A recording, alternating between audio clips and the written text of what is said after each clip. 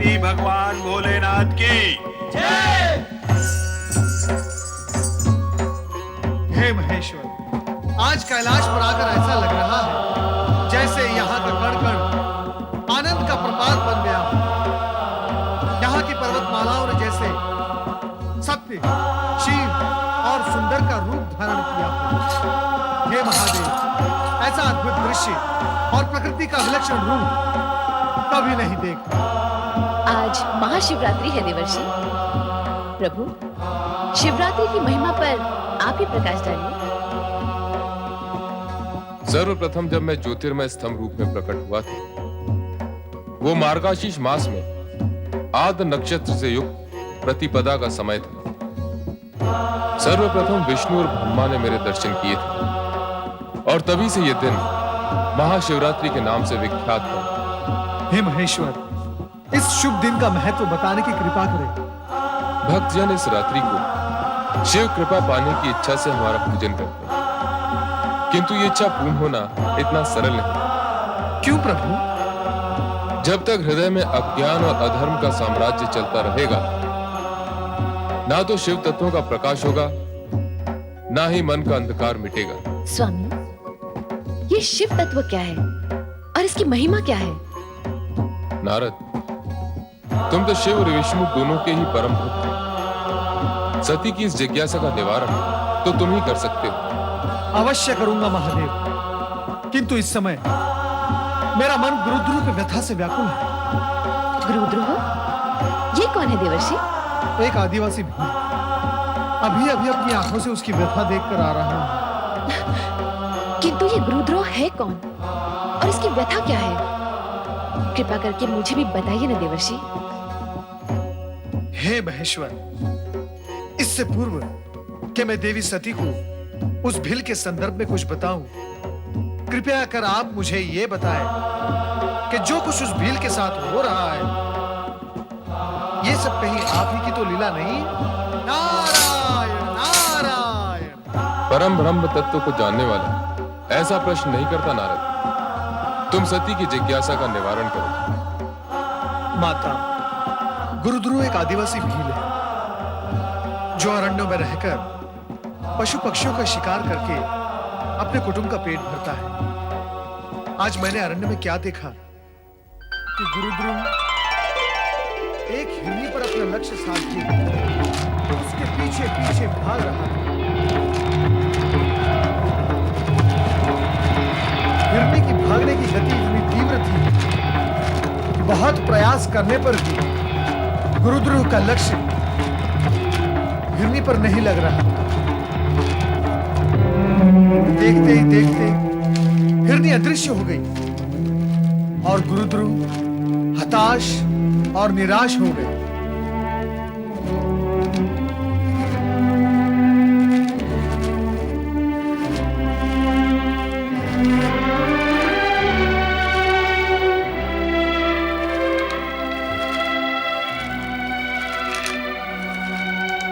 न जाने हिरनी किस दिशा में चली गई है।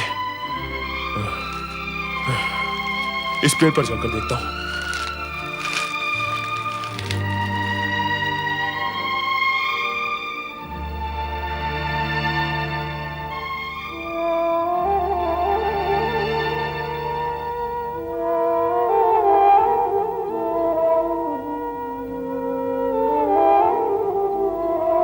गुरुद्रोह जिस वृक्ष पर चढ़ा था, वो वृक्ष बिल्व वृक्ष था, जिसके नीचे एक प्राकृतिक शिवलिंग बना हुआ था।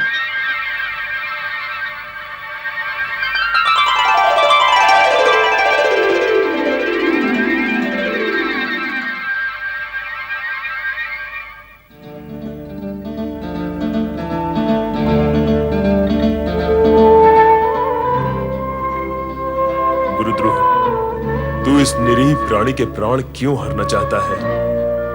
इसने तेरा आखिर क्या अनिष्ट किया है जो तू इसके प्राणों के पीछे पड़ा हुआ है?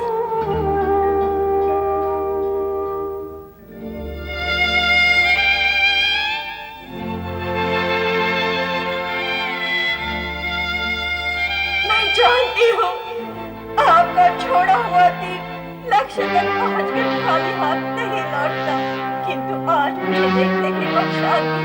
आपने दिल नहीं छोड़ा, आप किसी दुविधा में हैं और मेरी मृत्यु की घड़ी टल चुकी है।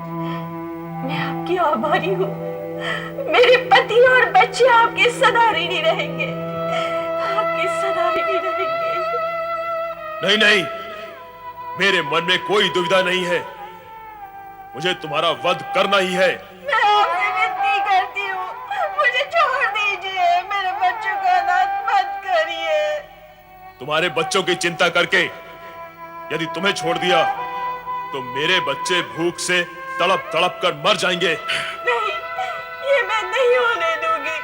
मेरे पति और बच्चे मेरी प्रतीक्षा कर रहे होंगे। बस मुझे इतना समय दे दीजिए कि उनसे एक बार मिलूं और कह भी आऊं कि यही हमारा अंतिम मिलन है। भगवान के लिए मेरी ये विनती स्वीकार कर लीजिए। और तुमने छल किया तो? तुम न लौटी तो?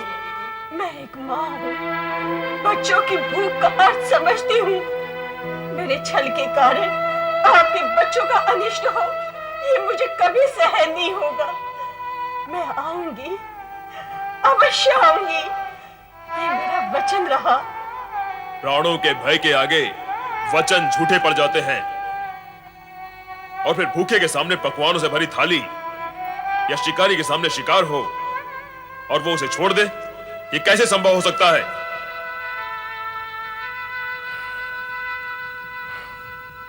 समझ में नहीं आता कि मैं क्या करूं। तुम रो रही हो? नहीं, मुझे तुम पर दया आ रही है। दया? और मुझ पर? हाँ, क्योंकि मैं तुम्हें तुम्हारे धर्म से विमुख कर रही हूँ। यदि घोड़ा घास पर दया करेगा तो खाएगा क्या? तुम शिकारी हो, यदि सामने आया शिकार छोड़ दोगे तो तुम्हारे परिवार का पेट कैसे भरेगा? तुम तुरंत चली जाओ यहां से, अन्यथा स्वभाववश हाथ में पकड़ा ये बाण चल जाएगा और तुम्हारे प्राण पखेरु उड़ जाएंगे। उस दशा में तुम्हारे परिवार वाले, तुम चली जाओ यहां से। आपने अपना कर्तव्य पूरा किया, अब मैं भी करूंगी। घर में सबसे मिलने के उपरांत यही आकर तुम्हारे सामने खड़ी हो जाऊंगी। तब तुम मेरे प्राण हर लेना। तुम्हें मुझ पर भरोसा नहीं? तुझ पर भरोसा है या नहीं, मुझे तो अब स्वयं पर भी विश्वास नहीं रहा। तुम कुछ सोच रहे हो? नहीं नहीं, तुम शीघ्र जाओ और जल्दी लौटकर आना। मैं तुम्हारी यही प्रतीक्षा करूंगा। धन्यवाद शिकारी जी, धन्यवाद।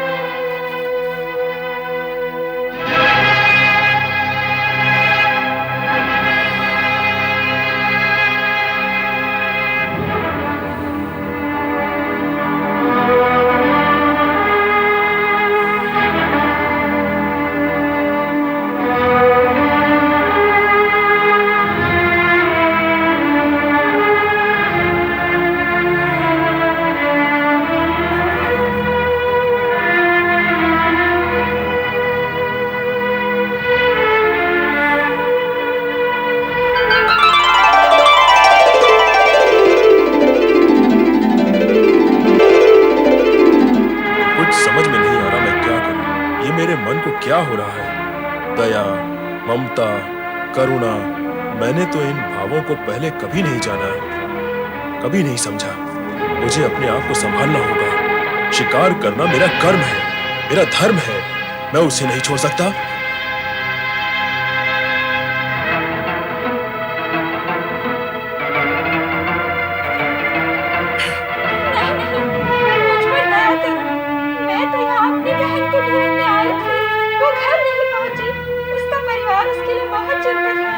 चिंता मत करो, अब तक तो वो घर पहुंच गई होगी और कुछ ही देर में पुनः यहाँ आती होगी, तब मैं उसका शिकार करूंगा। किंतु उससे पहले नहीं नहीं, मुझे छोड़ दो। अच्छा, इतनी ही देर के लिए छोड़ दो कि मैं घर जाकर देख आऊं मेरी बहन पहुंच गई अथवा नहीं। मैं वचन देती हूँ, कुछ ही देर में मैं स्वयं तुम्हारा बाण खाकर प्राण त्यागने के लिए तैयार होकर आऊंगी। कृपया मुझ पर विश्वास करो। चलो ठीक है, मैं तुम्हारी भी प्रतीक्षा में यहीं बैठा रहूंगा।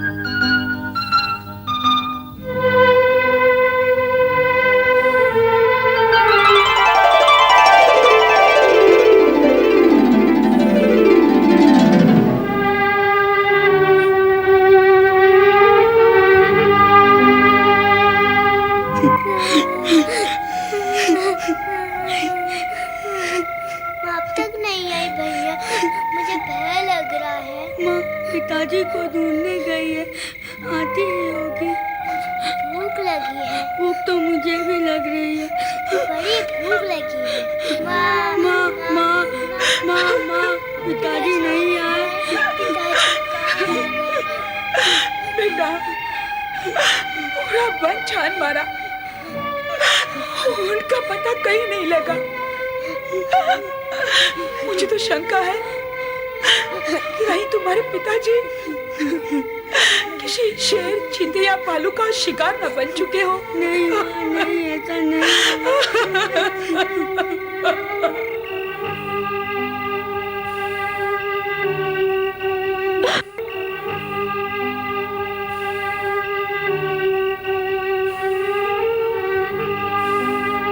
लगता है वे दोनों नहीं आएंगी। मुझे मूर्ख बना के चली गई। अब प्रतीक्षा से कोई लाभ नहीं।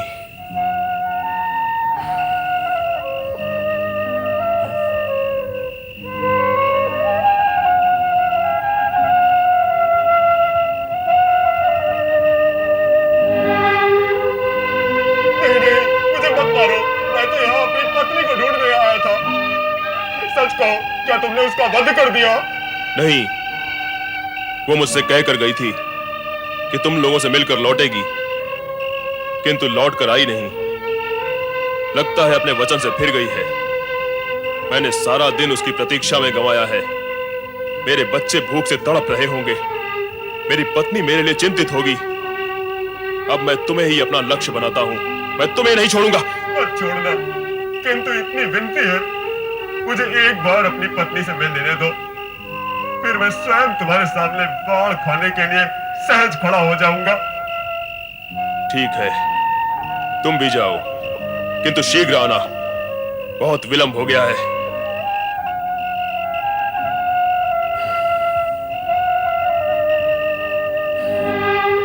अब और प्रतीक्षा नहीं की जाती मुझसे।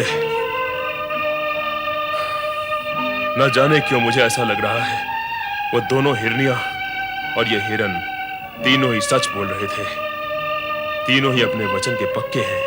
वे आएंगे और अवश्य आएंगे। माना वो तीनों ही वचन के पक्के हैं, किंतु तेरा मन, क्या तेरा मन भी उतना ही पक्का है कि तू उन तीनों पर अपने बाण चला सके? क्यों नहीं? क्या आज मैं बाण पहली बार चलाऊंगा?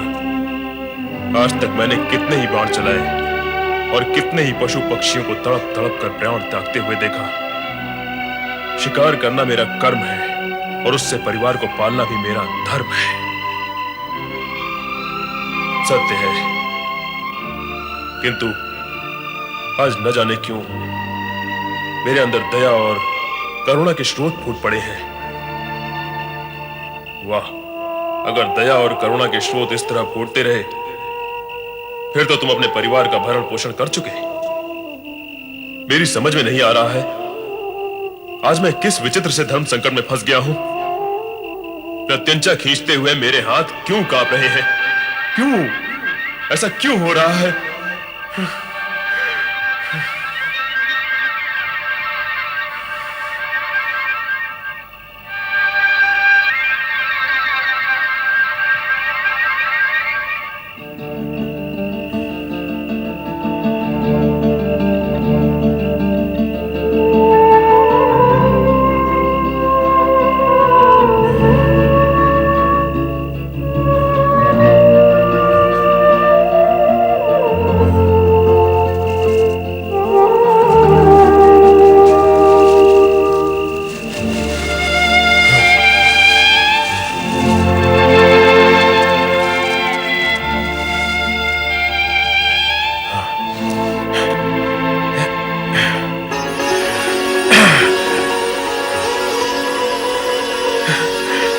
प्रभु, आप प्रभु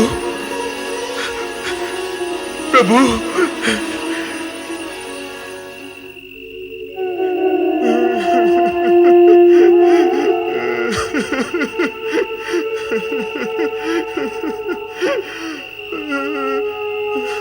मैं क्या करूं भगवान, मैं क्या करूं?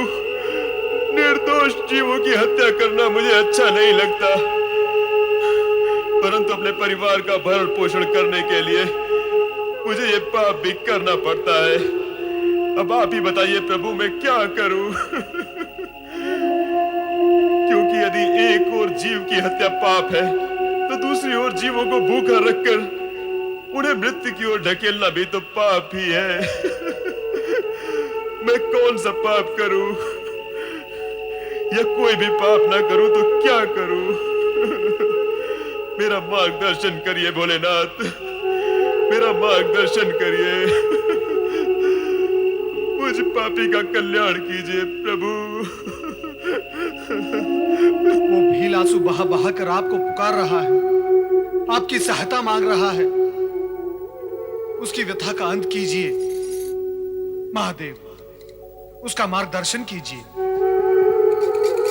देवी सती, तुम्हारा इस विषय में क्या विचार है? अपने कर्म को विसार कर, अपने परिवारजनों को कष्ट में डालकर क्या वो भील ठीक कर रहा है? वो स्वयं कुछ नहीं कर रहा है स्वामी। उसके स्पर्श से अनजाने में जो बेलपत्र आपके लिंग पर गिरे हैं, इसी कारण उसका हृदय परिवर्तित हो गया है। वो क्रूर से दयालु बन गया है। वो विवश कहीं का नहीं रहा। देवर्षि उचित कह रहे हैं। प्रभु, अब आप ही उसका मार्गदर्शन करें और उसे धर्म की राह पर लगाएं।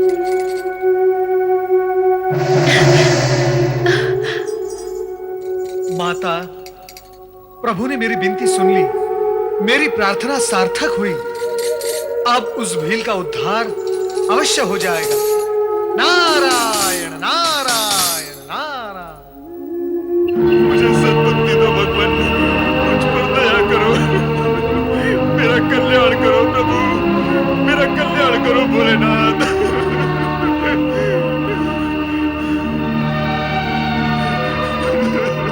हम अपने वचन के अनुसार यहाँ आ पहुंचे हैं। अब तुम अपना बाण उठाओ और अपने कर्म का पालन करो। ऐसे क्या देख रहे हो? बाण चढ़ाओ, चढ़ाओ बाण। विलंब मत करो, तुम्हारे बच्चे और पत्नी भूख से बिलख रहे होंगे। भूख से भी बढ़कर तुम्हारे घर ना लौटने के कारण आशंकित भी होंगे। तुम अपना काम समाप्त करो और जल्द ही घर लौट जाओ। नहीं नहीं, मैं तुम्हें नहीं मारूंगा। मुझे अपने परिवार का भूखा मरना स्वीकार है, किंतु तुम निर्दोषों की हत्या करना नहीं। कदापि नहीं, कदापि नहीं।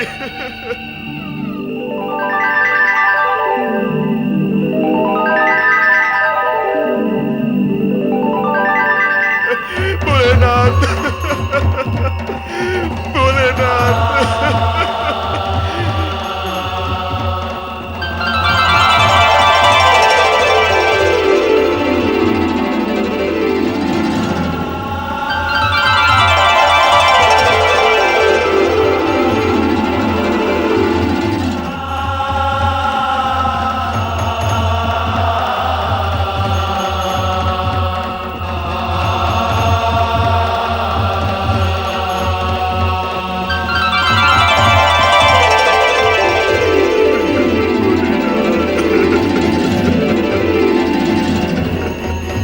उठो वत्स। गुरुद्रुव, उठो।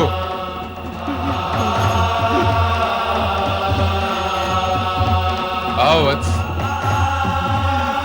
प्रभु प्रभु प्रभु प्रभु प्रभु,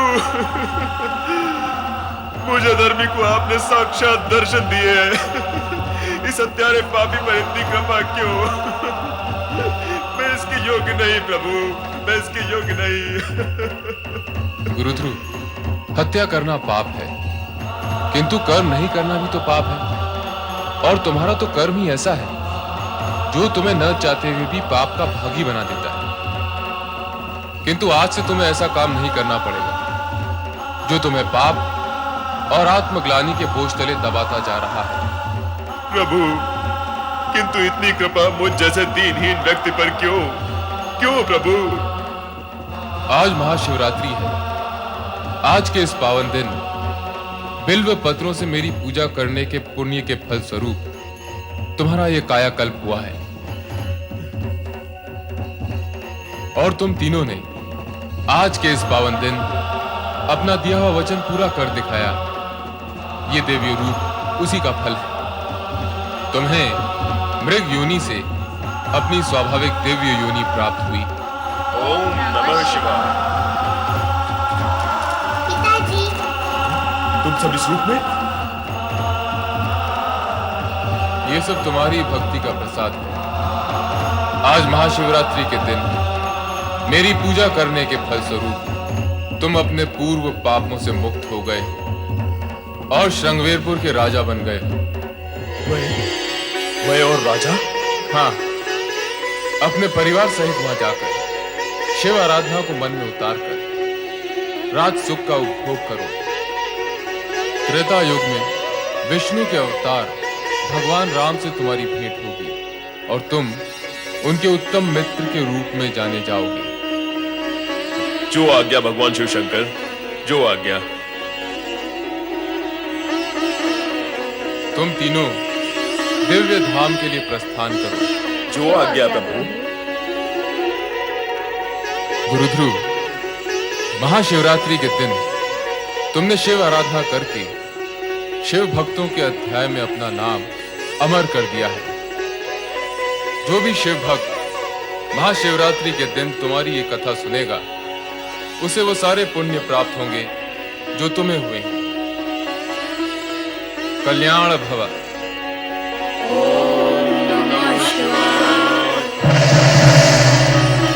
शिव कृपा से इस प्रकार गुरुद्रोह, उनकी पत्नी और दोनों बालकों ने श्रृंगवेरपुर राज्य की ओर प्रस्थान किया। ओम नमः शिवाय। श्रृंगवेरपुर नरेश महाराज गुरुद्रोह की। श्रृंगवेरपुर नरेश महाराज गुरुद्रोह की। श्रृंगवेरपुर नरेश महाराज गुरुद्रोह की। श्रृंगवेरपुर नरेश महाराज गुरुद्रोह की। महाराज, श्रृंगवेरपुर की प्रजा आप जैसे शिव भक्त को अपने राजा के रूप में पाकर अति प्रसन्न है। महामंत्री जी, ये सब भगवान शिव की कृपा का फल है। हम चाहते हैं हमारी प्रजा निरंतर भगवान शिव की आराधना करके उनकी कृपा प्राप्त करती रहे, जिससे कभी किसी को कोई कष्ट न हो। अवश्य महाराज, सारी प्रजा में ओम नमः शिवाय इस पंचाक्षरी मंत्र की गूंज उठ रही है। ओम नमः शिवाय। ओम नमः शिवाय। नारायण नारायण।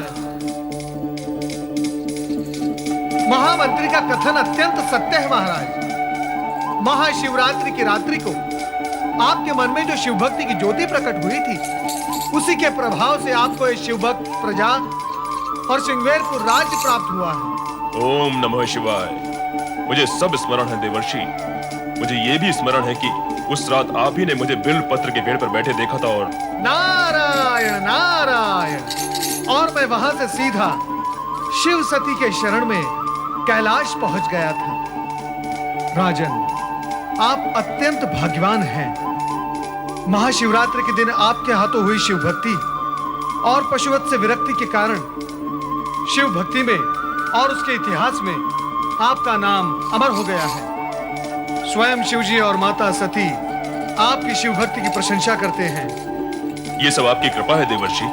मेरी नहीं राजन, भोलेनाथ की कृपा है। और जब भोलेनाथ की कृपा होती है तो असंभव भी संभव हो जाता है। राजन, मैं आपको एक रहस्य बताना चाहता हूँ। कौन सा रहस्य देवर्षि? युगों युगों तक आप श्रृंगवेरपुर पर राज करेंगे। शिव भक्ति से प्राप्त सिद्धि के कारण आपकी आयु अपरिमित होगी। आप त्रेता युग में भी जीवित रहेंगे। क्या कह रहे हैं देवर्षि? मैं त्रेता युग में भी जीवित रहूंगा? हाँ राजन, भगवान विष्णु जब त्रेता युग में राम का अवतार लेंगे, तब आप उनकी सहायता करेंगे और राम भक्त के रूप में आपका नाम अमर हो जाएगा। धन्य है देवर्षि, आप सचमुच धन्य हैं। आपने मुझ पर जो उपकार किया है, उसके लिए मैं सदा आपका ऋणी रहूंगा। नारायण नारायण।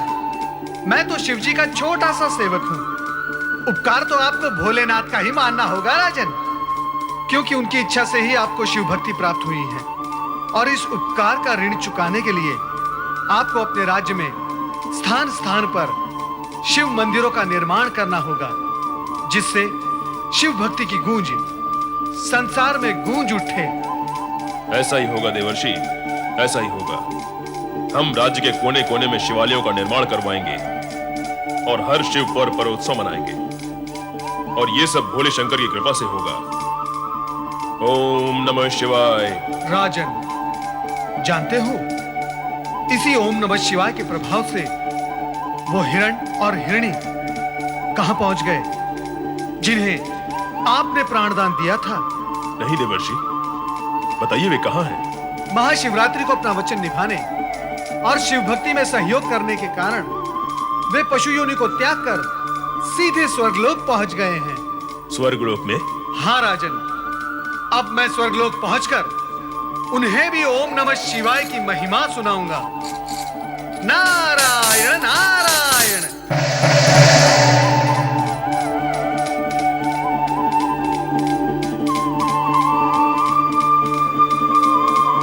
भोलेनाथ की लीला अपरंपार है।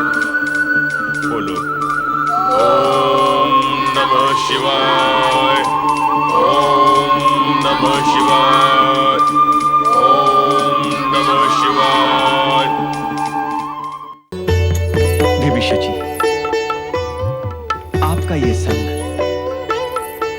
और इस स्वर्गीय आनंद की अनुभूति हमारे हृदय को सदा प्रफुल्लित रखती है। स्वामी, आपकी वार्तालाप सुनकर मेरा मन तरंगित हो गया। प्रणाम देवराज। देवराज और देवी शची को हमारा भी प्रणाम। मेरा भी प्रणाम स्वीकार कीजिए। कौन है आप लोग? हमें आपका परिचय नहीं है। शची, क्या तुम इन तीनों से परिचित हो? नहीं स्वामी, मैं तो इन्हें आज पहली बार देख रही हूँ। ओम नमः शिवाय। नारायण नारायण। देवऋषि नारद। भगवान शिव आप सबका कल्याण करें। देवराज जी, आप मृगेश, मृगावती और हिरण्याक्ष को पहली बार देख रहे हैं। इसमें आश्चर्य की बात नहीं है, क्योंकि महाशिवरात्रि के दिन एक शिव भक्त को दिए वचन को निभाने के कारण इनका हिरण और हिरणी के जन्म से उद्धार हो गया। ये सब भगवान भोलेनाथ की कृपा है। हिरण हिरनी? देवऋषि, हम तीनों पहले हिरण हिरनी थे। आप तीनों नारद की बात पर विश्वास कीजिए और भगवान शिव की भक्ति की ज्योति जलाए रखिए, जिसने आपका उद्धार किया है। नारायण नारायण। अवश्य देवऋषि, हम शिव आराधना की धुनी रमाएंगे। देवराज, देवी सती, मेरी आपसे प्रार्थना है कि स्वर्ग के सुख में इतना न डूबिए कि आपको भगवान भोलेनाथ का ध्यान ही न रहे। देवऋषि, हम इस बात का अवश्य ध्यान रखेंगे। देवराज, देवऋषि। मरुदेव, आप अशांत और चिंतित क्यों हैं? आपको तो सब कुछ ज्ञात है देवऋषि।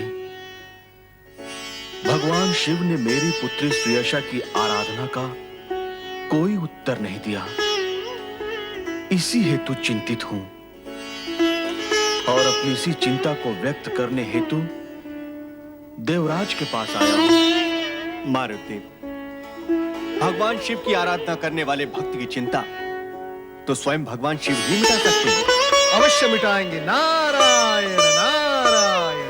और भगवान शिव की आराधना का फल तो उत्तम ही होता है।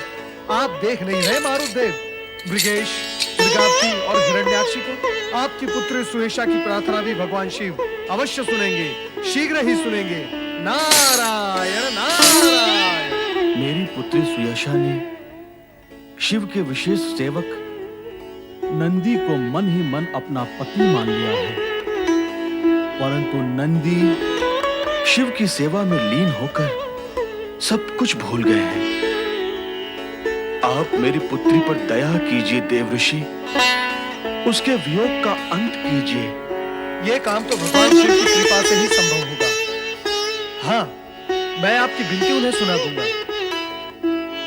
मारुदेव, कहाँ है देवी सुयशा? अलकापुरी के शिवालय में शिव की अखंड आराधना कर रही है।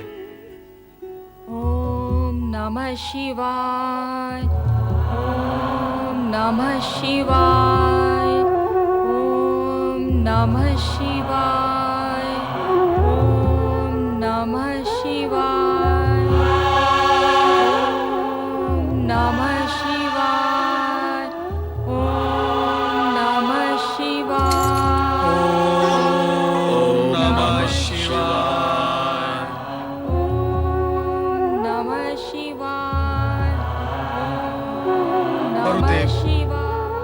आपकी पुत्री की अखंड शिवाराधना कभी असफल नहीं होगी।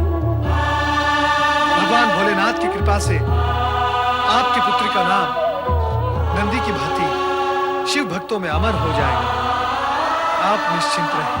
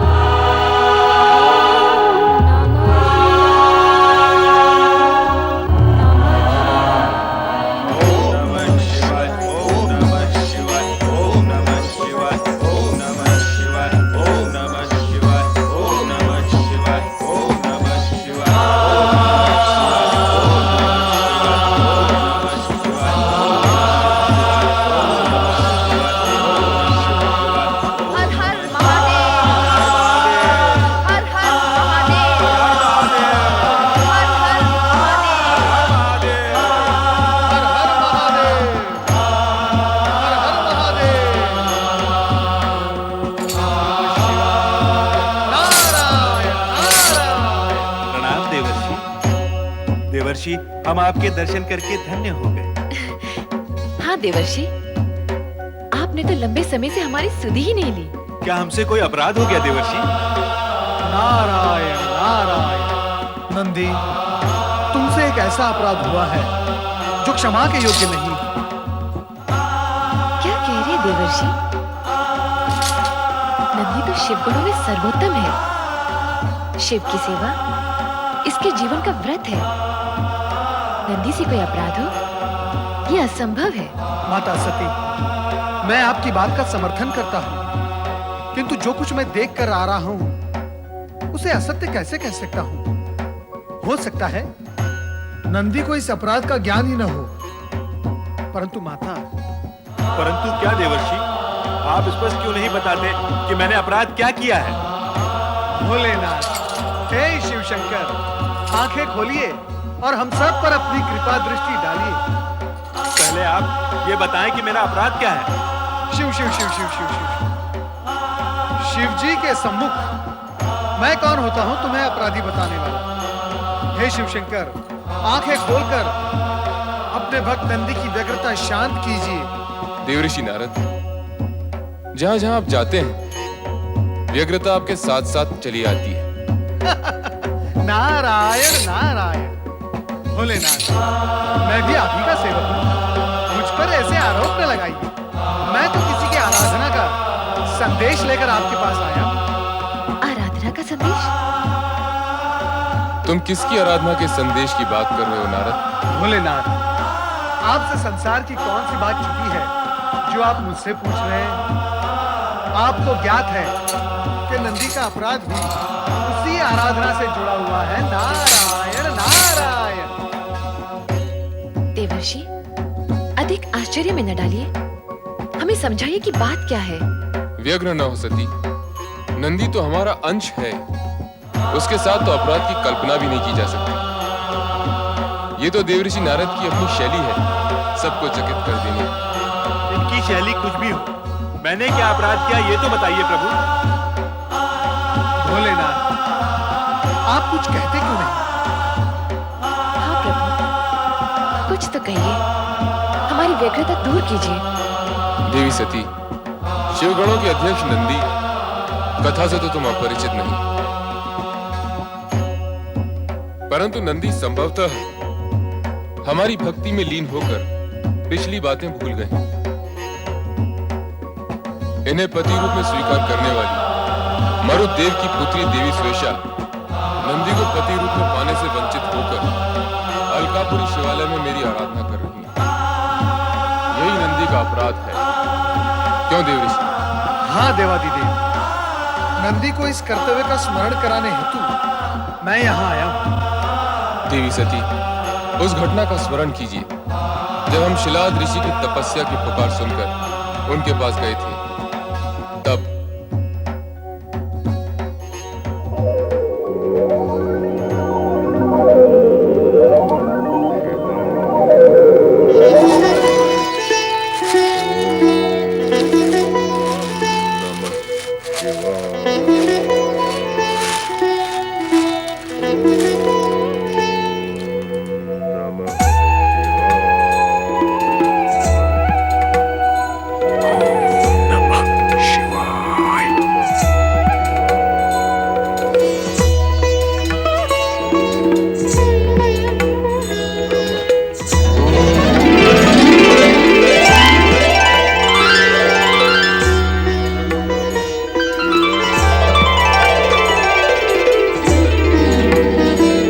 जागिए शिलाद ऋषि, जागिए।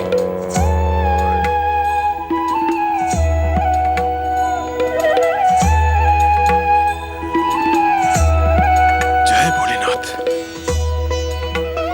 भोलेनाथ, भोलेनाथ, भोलेनाथ। उठिए शिलाद ऋषि, उठिए। भोलेनाथ, आपने स्वयं पधार कर मुझे दर्शन दिए। मैं तो धन्य हो गया प्रभु, धन्य हो गया। धन्य तो सचमुच आप हैं ही शिलाद ऋषि। अपने सुख दुख विसार कर ऐसी कठोर तपस्या करके अनन्य भक्त का परिचय दिया है। मांगिए, अपनी तपस्या का फल मांगिए। प्रभु, निसंकोच कहिए शिलाद ऋषि, जो इच्छा हो मांगिए। प्रभु, आपकी मनोकामना अवश्य पूर्ण होगी। प्रभु, भोलेनाथ, भोलेनाथ, मुझे ऐसा शिव भक्त पुत्र दीजिए जो अयोनिज और अमृत हो। अयोनिज और अमृत्य अर्थात ऐसा पुत्र मांगते हो जो किसी माँ के पेट से जन्मा न हो और जिसकी कभी मृत्यु भी न हो। प्रभु, मुझे अनंत काल तक शिव जी की भक्ति करने वाला पुत्र दीजिए। तुम्हारी तपस्या के फलस्वरूप हमने कह दिया कि तुम्हारी मनोकामना अवश्य पूर्ण होगी। तथास्तु। जय भोलेनाथ। आइए आपकी कुटिया में, आपका अजन्मा अमर बालक आपकी प्रतीक्षा कर रहा है। प्रभु, आइए।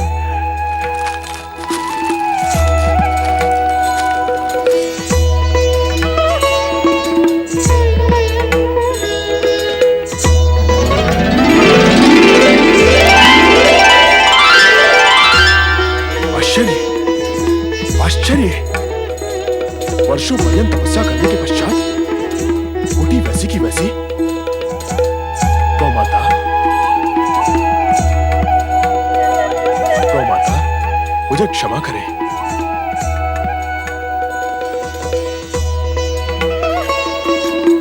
देवेश्वर, आपने इस तुच्छ मानव पर बड़ी कृपा की है प्रभु। नहीं शिलाद, भक्त कभी तुच्छ नहीं होता।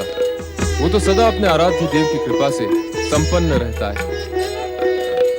ओम नमः शिवाय, ओम नमः शिवाय, ओम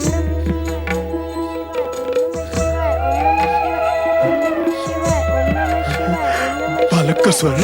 चकित होने की कोई आवश्यकता नहीं शिलाद ऋषि।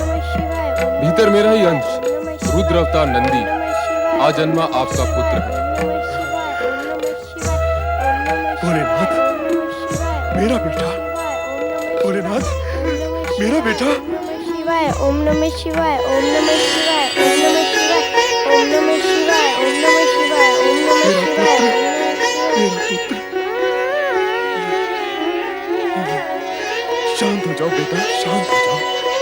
मैं ही तेरा पिता हूँ, मैं ही तेरी माता हूँ। तुझे पाल पोस कर शिव की सेवा में देने के लिए ही तो मैंने कड़ी तपस्या की है बेटा। शिलाद ऋषि, ये वही अमर नंदी है जो आगे चलकर शिवगणों को अनुशासित करने वाला गणाध्यक्ष नंदी कहलाएगा। भोलेनाथ, आपने जो मुझ पर कृपा की है उसका आभार मैं शब्दों में प्रकट नहीं कर सकता प्रभु। आप धन्य हैं भोलेनाथ, आपकी लीला अपरंपार है। कल्याण भव। जय भोलेनाथ।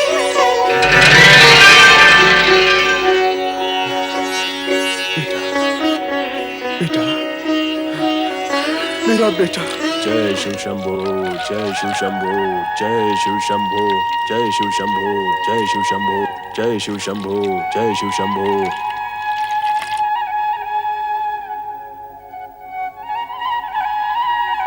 जय शिव शंभो, जय शिव शंभो, जय शिव शंभो। बाबा हाँ बेटा। बोलो ओम नमः शिवाय। ओम नमः शिवाय बेटा। मैं शिव को नमस्कार करता हूँ, परंतु शिव मेरे नमस्कार का उत्तर नहीं देते। ऐसा क्यों है बाबा? बेटा, शिव जी तो सबका नमस्कार मौन रहकर ही स्वीकार करते हैं और उनके कल्याण की कामना करते हैं बेटा। मुझे शिव जी को देखना है बाबा, मैं उनसे बात करने का इच्छुक हूँ। बेटा, शिव जी जब ऐसा समझेंगे कि तुमसे मिलना आवश्यक है तो स्वयं आकर तुमसे मिलेंगे बेटा। ओम नमः शिवाय। हे शिव शंकर, मुझे शीघ्र मिलो। जय शिव शंकर। मैं भी देखता हूँ कैसे शिव जी प्रसन्न नहीं होते। ओम नमः शिवाय, ओम नमः शिवाय, ओम नमः शिवाय, ओम नमः शिवाय, ओम नमः शिवाय, ओम नमः शिवाय, ओम नमः शिवाय, ओम नमः शिवाय, ओम नमः शिवाय, ओम नमः शिवाय, ओम नमः शिवाय, ओम नमः शिवाय, ओम नमः शिवाय, ओम नमः शिवाय, ओम नमः शिवाय, ओम नमः शिवाय, ओम नमः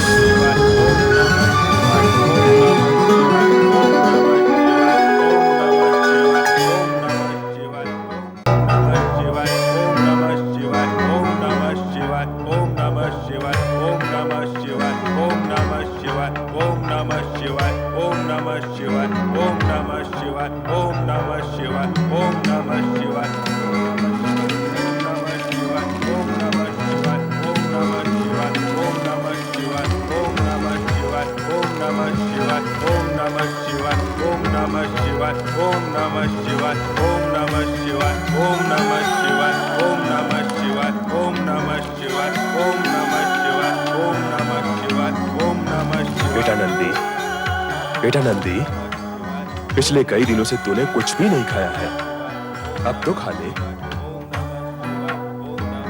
बेटा नंदी, थोड़े से फल खा ले बेटा। बेटा, शिव जी की कृपा तो तुझ पर निरंतर बरस रही है, फिर तू क्यों हट ठाने बैठा है? हे करुणा सागर, अब तो आप ही इसे समझाइए, मेरी तो सुनता ही नहीं।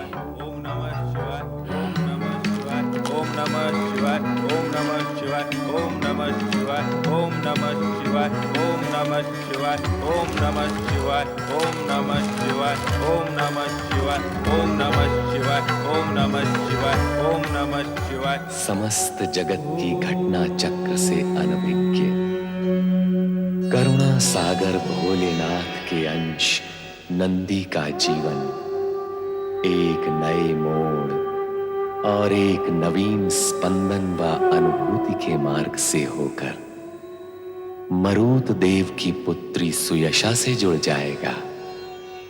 इसका ज्ञान स्वयं नंदी को भी नहीं था, कदापि नहीं था।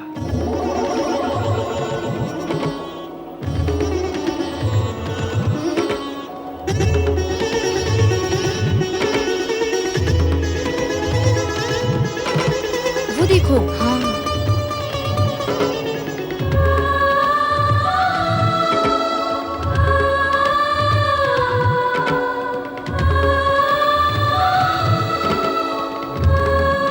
चुप क्यों है? राजकुमारी सुयशा, तुम विहार करने निकली हो या किसी का शोक मनाने? यदि ऐसा ही था तो विहार के लिए हमें क्यों बुलाया? क्या ये कान बंद किए बैठी है? मारुत देवता की पुत्री है, आकाश में कहीं भी विमान ले जा सकती है। क्या सुयशा ये नहीं जानती? तुम हमें हमारे घर पहुंचा दो, हमें तुम्हारे साथ विहार करके अपना समय नष्ट नहीं करना है। क्षमा करना सहेलियों, मैं अपनी ही चिंता में खोई थी। मुझे रह रह के उन ऋषि महाराज की भविष्यवाणी स्मरण हो रही थी। कौन सी बात? तुमने हमें तो कभी नहीं बताई। हमें तो बस इतना ज्ञात है कि तुमने बड़े बड़े सुंदर और बलवान राजकुमारों से विवाह के प्रस्ताव ठुकरा दिए हैं। मुझे उन राजकुमारों से क्या लेना देना?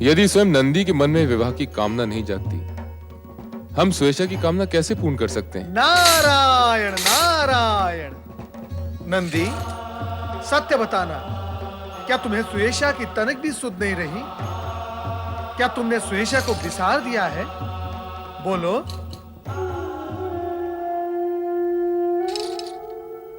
नंदी, कहां चले? मेरे प्रश्न का उत्तर तो देते जाओ। नंदी, यहां आओ। प्रथम तुम देवश्री के प्रश्नों का उत्तर दो। क्या तुमने देवी सुयशा को सचमुच बिसार दिया है? बोलो नंदी। नंदी, तुम बोलते क्यों नहीं? क्या तुम अपनी माता से अपने मन की बात छिपाओगे? नहीं माता, मैं अर्ध सत्य नहीं कहूंगा। मैंने सुयशा को बिसारा नहीं था, परंतु कैलाश में भगवान शिव और माता सती की सेवा में मैं प्रसन्न हूं। तो फिर मुझे किसी और की आवश्यकता क्या हो सकती है? नारायण नारायण।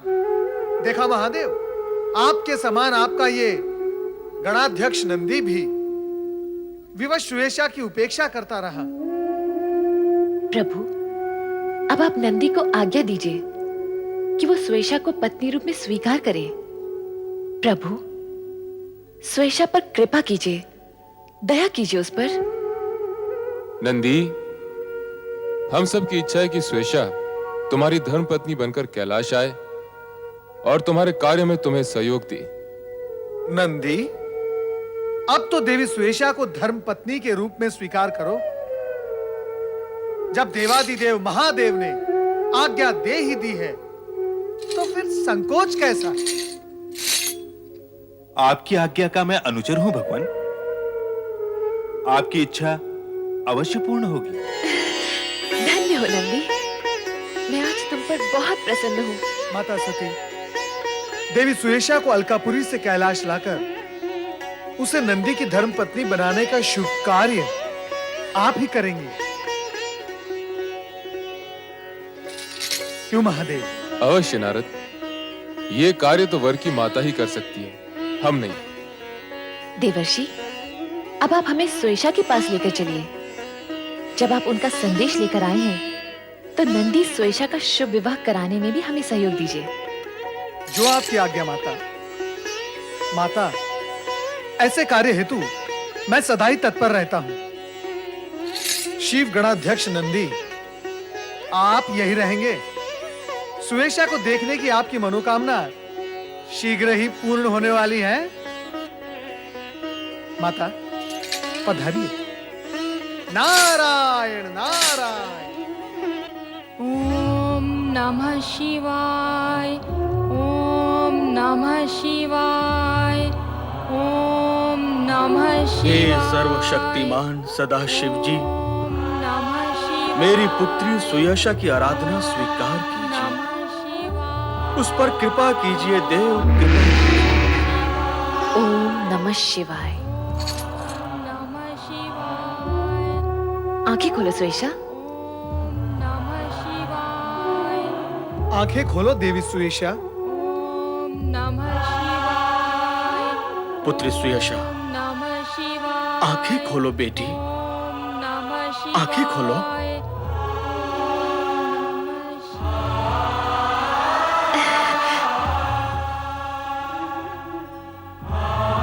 देवी सुयशा, यह भगवान शिवशंकर की जीवन संगिनी है और नंदी की माता देवी सती ये स्वयं तुम्हें लेने आई है। माता,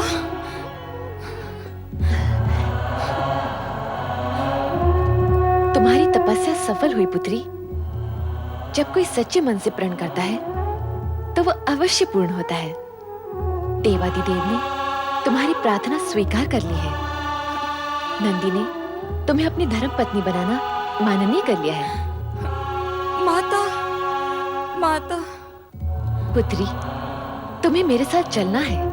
माता सती, आप सचमुच धन्य हैं।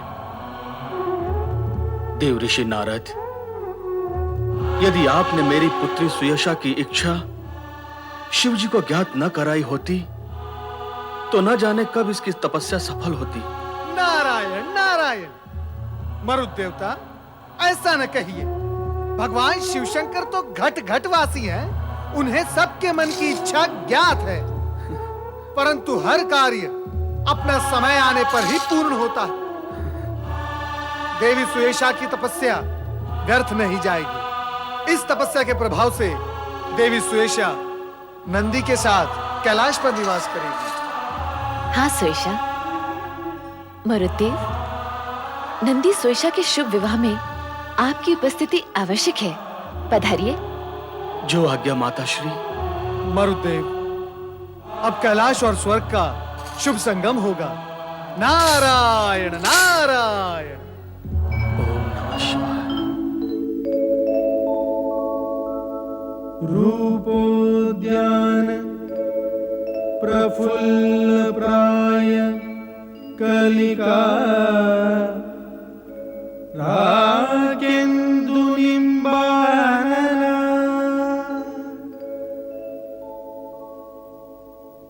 तन्वंगी शुभहासिनी सुरसिका क्रीडा कला संरति। भगवान भोलेनाथ की, शिव गणाध्यक्ष नंदी की, देवी सुयेशा की, माता सती की, भगवान भोलेनाथ की, शिव गणाध्यक्ष नंदी की, देवी सुयेशा की, माता सती की, भगवान भोलेनाथ की।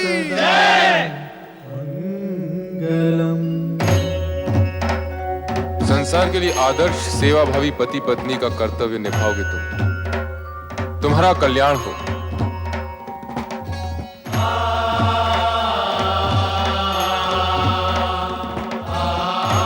अखंड सौभाग्यवती भव।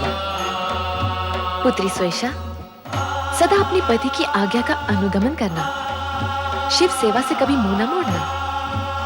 जो आज्ञा माता। पुत्र नंदी, तुम्हारा और सुयेशा का यश युगों युगों तक अमर रहेगा।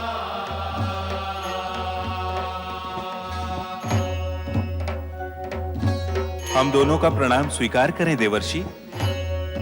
हे नंदी, विश्व में जहां जहां शिवालयों की स्थापना होगी, वहां शिवलिंग के साथ साथ तुम्हारी भी स्थापना होगी। ये मेरा आशीर्वाद है तुम्हें।